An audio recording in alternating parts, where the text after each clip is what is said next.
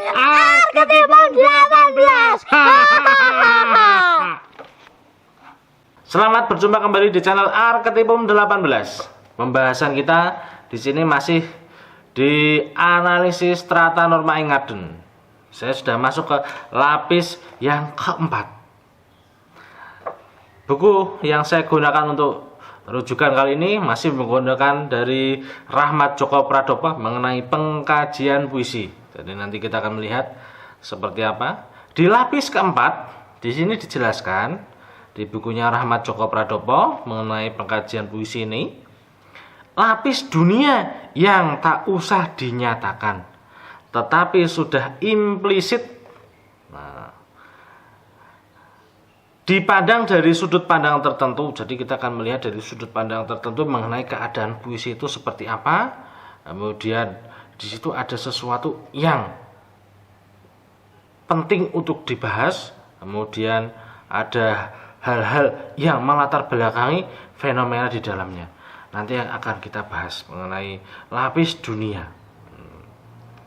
Langsung saja kita praktek untuk mengetahui apa saja yang ada di lapis keempat.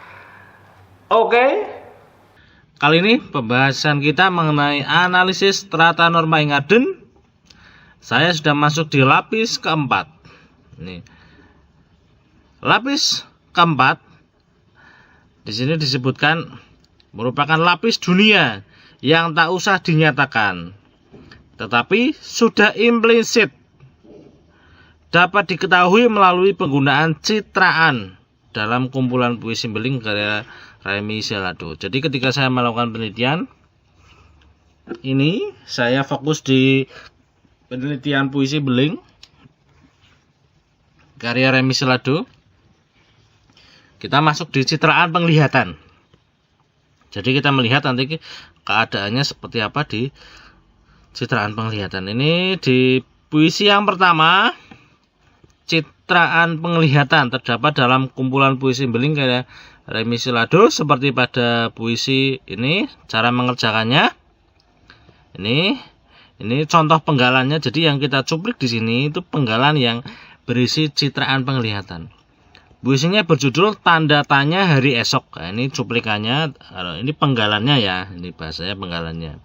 Kalau kita ulat, hidup dalam kepompong, menunggu saatnya menjadi kupu-kupu.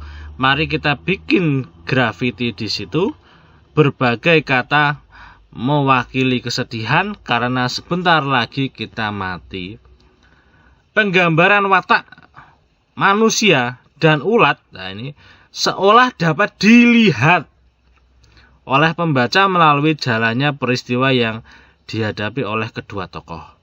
Kalau kita lihat ini, hidup dalam kepompong, menunggu saatnya menjadi kupu-kupu. Mari kita bikin grafiti di situ. Seolah-olah kita merasakan benar, melihat. Berbagai kata mewakili kesedihan karena sebentar lagi kita mati. Ulat, nah ini ulat dideskripsikan mengalami fase perubahan. Dari ulat yang ada dalam kepompong berubah menjadi kupu-kupu pada fase berikutnya. Sedangkan manusia membuat grafiti untuk melukiskan keadaan perasaan yang dialaminya. Grafiti inilah yang seolah dapat dipahami pembaca dari proses mengungkapkan perasaan sampai grafiti itu terbentuk utuh. Jadi kita itu diajak untuk melihat, mendeskripsikan keadaan di situ melalui indera penglihatan kita mengenai kalau kita ulat, kita membayangkan kalau kita posisinya itu ulat, hidup dalam kepompong. Kita diajak merasakan hidup dalam kepompong, menunggu saatnya menjadi kupu-kupu. Dalam kepompong berproses menjadi kupu-kupu. Mari kita bikin. Kemudian tiba-tiba kita diajak membuat grafiti. Seolah-olah kita membayangkan, mendeskripsikan dengan indera penglihatan kita grafiti itu yang seperti apa yang diungkapkan. Berbagai kata mewakili kesedihan. Kenapa muncul kesedihan? Grafiti yang ada kesedihannya itu yang seperti apa? Nah, ini indera penglihatan kita diajak untuk mencari informasi-informasi mengenai deskripsi gambaran dari grafiti yang ada kesedihan, sampai karena sebentar lagi kita mati. Ya, ini sampai di ujung usia ini bagaimana? Nah, ini sangat menarik puisi ini karena tanda tanya hari esok siapalah yang tahu, karena ini proses kehidupan. Kita diajak untuk berpikir, mendeskripsikan hal-hal yang dalam benak kita ada yang tahu di dunia, kemudian deskripsi secara alami berarti hal-hal itu pernah kita lihat, oh seperti ini. Tapi yang terbaru, kenapa sedih, kenapa dalam kepompongan, ini menarik untuk disimak. Kemudian puisi lainnya, ini satu contoh lagi. Puisi lainnya seperti puisi Naluri Hayati Iwan dan Tuti. Juga terdapat citraan penglihatan yang mengajak pembaca untuk aktif menggunakan imajinasi penglihatan. Nah, ini penggalan puisinya Naluri Hayati Iwan dan Tuti. Iwan dan Tuti bertelanjang bulat, berputar-putar di hutan pinus Lembang pada jam 3 pagi yang sejuk sekali. Iwan bernafsu hendak menyetubuhi. Tuti belum bergairah hendak disetubuhi.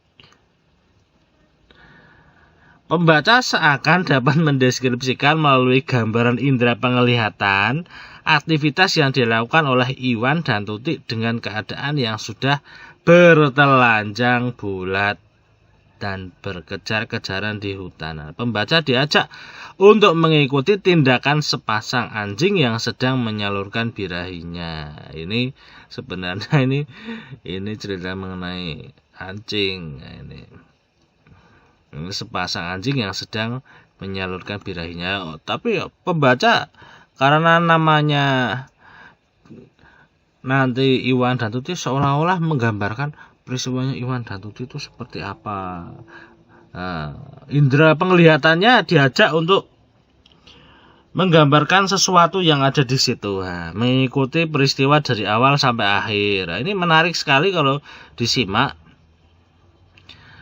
Kemudian diamati peristiwa-peristiwanya seperti apa, karena ini merupakan gejolak kehidupan. Ini jadi tentunya berdasarkan pengalaman-pengalaman kehidupan yang ada. Kemudian indera penglihatan, citra penglihatan, ini menggambarkannya melalui pemikiran kita. Ada citraan penglihatan, ada citraan intelektual, ada citraan pendengaran, ada citraan pencecapan, perasaan, dan yang lainnya. Ini dianalisis sesuai dengan kadar dari puisi itu masuk yang mana. Nah, ini perlu dicermati terus-menerus. Anda menggunakan heuristik dan hermeneutik untuk menemukan itu semuanya. Ini di lapis keempat. Ya, itu tadi pembahasan kita mengenai lapis keempat, lapis dunia. Nah, ini semoga Anda memperoleh pemahaman dari apa yang saya jelaskan, dan Anda bisa melakukannya di analisis puisi yang sedang Anda lakukan untuk penelitian. Semoga bermanfaat. Sampai berjumpa di channel Arketipum 18 selanjutnya. Salam budaya.